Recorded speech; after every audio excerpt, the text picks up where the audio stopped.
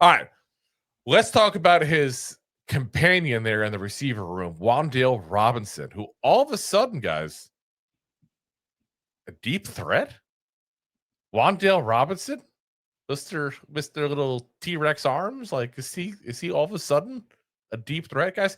We talked about last year. His average depth of target last year was 3.8, second lowest in the entire NFL. Averaged only 7.5 yards per catch. Over 90 catches. Couldn't even crack 800 yards. That's bad. This year, though, 14.1 yards per catch, guys. That's where he's at. That's awesome. Like, that's improvement. And this is the kind of thing that Rob and I have been seeing for years. We thought we'd see in Wan'Dale Robinson. Like, I don't know why. I'm saying I don't know. No, I'm saying don't know why they didn't target him like this last year instead of getting 2 yards, 3 yards down the field. It's stupid. Well, I can tell you why. Beating the drum here, back coaching, but like you got shiny Tony Wan'Dale, like you want to throw down the field.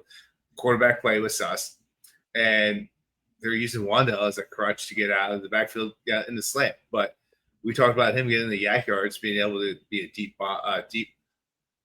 bomb threat, and you get a guy like Russ who, he may be not the Russell Wilson we know, but like he's still putting up great stats. Like I saw a stat the other day after the game that he's since 2018, so 7 years, he's got the most deep throw and touchdown passes in the NFL. Yeah. So, yeah, Wan'Dale, Nabers, they're going to feed off that. So, like we were talking about red zone like drives. Like, listen, if we're putting them up deep balls, deep passes in the end zone, like. You can take away some of the stats in the red zone because that means we're not getting into the red zone as much because we're getting touchdowns before we get there. Yeah. But, I mean, the whole thing is just insane because, like, last year, for example, it's 93 catches, 699 yards. That's where he ended up with, guys.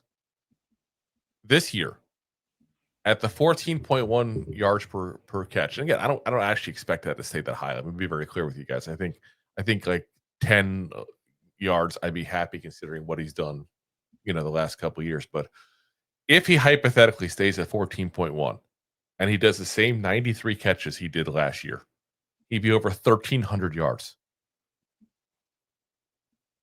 That's insane. That's really. And by the way, he's doing 14 catches on 18 targets right now. Like that's not bad, guys. Like I gotta go ahead and give him the props for that. It's a good start. Again, it's a start. He's on pace for 119 catches, guys. Again, it's a start. I don't expect that pace to stay, but I like the progress where we're going against. We'd be remiss to go ahead and also not mention the fact that obviously the Dallas Cowboys had a lot of corners out, and he was definitely not facing the creme of the creme, as we said before, of cornerbacks. So we got to mention that part of it there. The Commanders were healthy for the most part on defense week 1.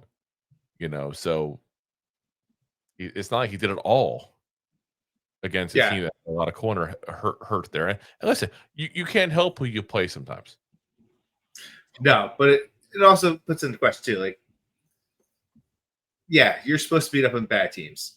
That's your job. But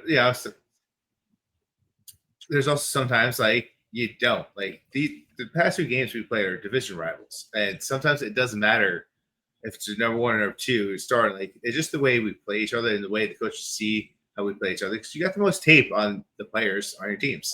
So, classic example. Like I just look at the AFC North, right? Sometimes, and this goes on constantly between all 4 of those teams. Sometimes it's a 10-7 game. Sometimes it's a 6-9 game. And sometimes it's 47-53. 6-7. Sometimes sometimes it's field goals, and sometimes it's nothing but bombs down the field. And the defense, it's the same players on the field. Yeah.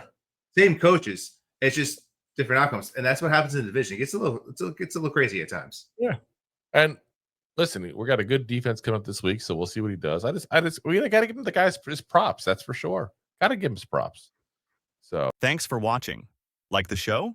Of course you do, or you would have turned it off by now and not be hearing me. There are plenty of ways to support the show. YouTube is the best place to join us, and we offer memberships there with fun benefits like custom emojis and early access to video clips. Of course, there you can also send super chats and stickers to send one-time support payments. The best way to support the show is to buy these drunk idiots beers at buymeacoffee.com/2giantgoofballs. Along with one-time support payments, there are also monthly plans, so you can continue to help kill their livers each month. You can also show people that you are a goofball by visiting our store at 2giantgoofballs-shop.fourthwall.com.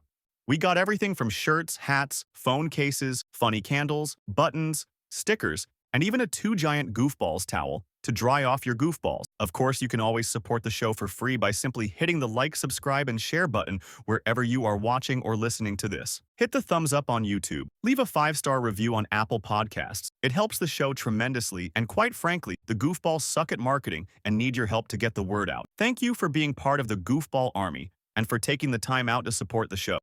If you like that clip, then you will love the full episodes too. Find us on your favorite podcast app and look for us on all your favorite social media platforms. Thanks so much. Please, I'm begging you. Please subscribe.